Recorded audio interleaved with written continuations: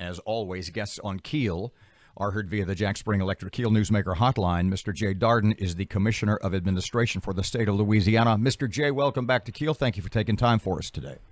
Good morning, Robert, Aaron. Thank you. If you don't mind, I'm going to start with a question we got from a listener to us a little bit earlier this morning. And the question was pertaining to the governor's decision yesterday. Obviously, when it's the medical advisors versus the economic advisors to make decisions like this, why does it seem the medical advisors always win?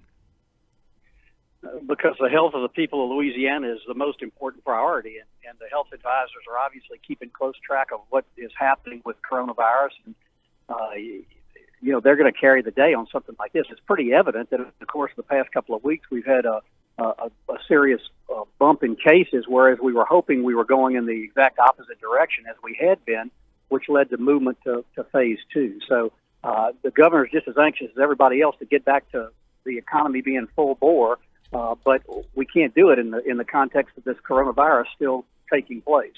This is a question, perhaps my question, born out of naivete. Was there ever, if phase 2 is not working or not achieving the results we wanted, was there any discussion of returning to phase 1, or was that just totally off the table?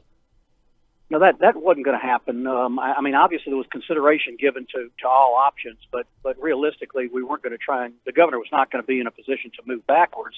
But we're hoping that we can encourage people to recognize they still need to wear masks, they still need to socially distance. Those people who are most vulnerable continue to stay at home, and just be cognizant that we're not out of the woods yet.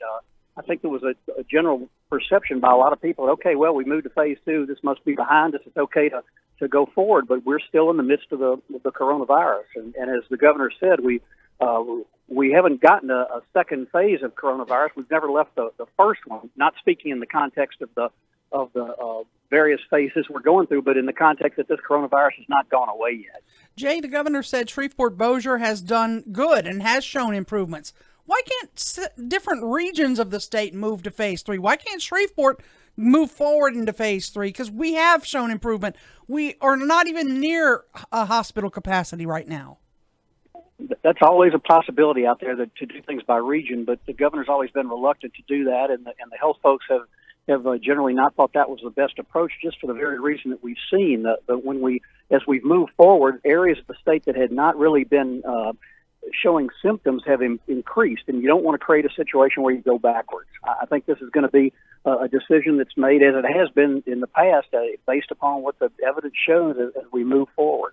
Now, Jay, you're not going to like this, but I mean, right 10 miles down the road from me, spike in cases in Texas. Really concerned there. I want to see some roadblocks. I want those Texas people stopped before they come into our state. I know it sounds like I'm joking, but are y'all thinking about that at all?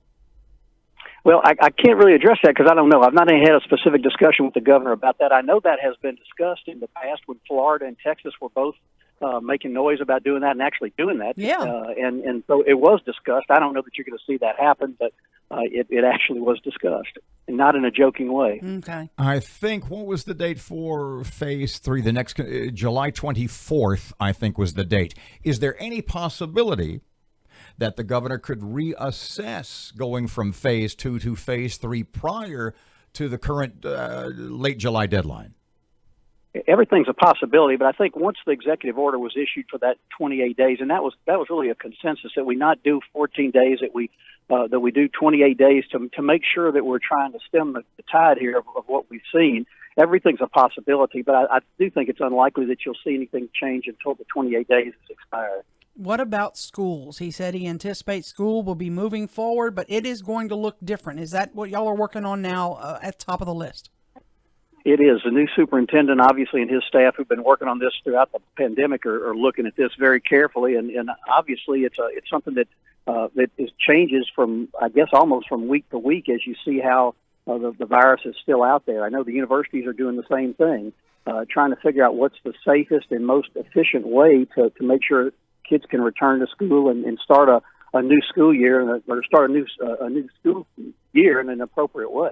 I don't know all the rules, so you can fill us in here as far as the governor's relation relationship with Superintendent Brumley. Is it possible? Is the state allowed to make blanket rules for high schools, middle schools, et cetera, for the entire state? Is that on the table, or do you plan just to let individual school districts, parishes decide for themselves? Robert, I can't answer that specifically because I just don't know, but I believe the decision is going to be left up to local school boards and local school districts as to what they think is the most effective way that they can provide education to students. Some districts have more capability for distance learning and a little more advanced from a computer standpoint. That's something the governor's been focusing on, trying to, as we've talked about before, get broadband available statewide. That's a real challenge for us from an economic standpoint, and it really it comes out in a situation like this where we really need to get broadband statewide for our rural areas so that they can have the benefit of internet access like most people do in cities. Jay, more and more businesses now will probably be struggling as a result of this. More and more Louisiana residents. Has there been some talk or thought about a stimulus package perhaps from the state to help us?